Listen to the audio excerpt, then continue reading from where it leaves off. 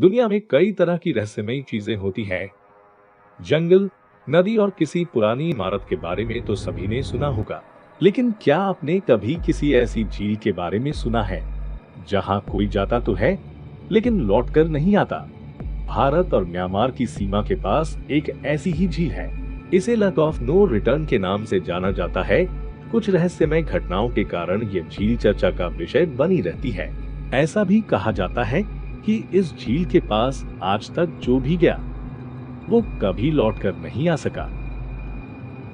आज तक उसका पता ही नहीं चलता है कि उसके साथ क्या होता है। दरअसल इस झील के रहस्य को लेकर कई कहानियां सामने आती रहती है, इसलिए इसका रहस्य और ज्यादा गहरा हो जाता है।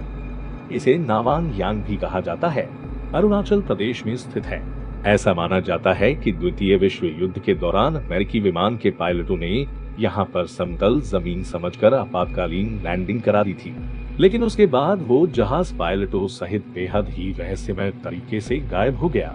रिपोर्ट के मुताबिक जब युद्ध खत्म होने के बाद जापानी सैनिक अपने घर वापस जा रहे थे, वो भी इस लेक के पास आकर रास्ता भटक गए और वो भी गायब हो गए। हालांकि कुछ लोगों का ये भी मानना है कि उन्हें मलेरिया हो गया था, जिसके कारण उनकी मौत हो गई थी। आसपास के गांव वाले एक और कहानी को भी इस लेक के रहस्य से जोड़ते हैं।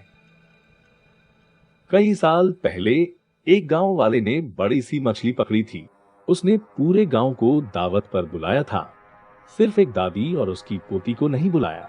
इस बात से नाराज होकर इस झील की रखवाली करने वाले शख्स ने दादी और पोती को गांव से दूर जाने के लिए कहा।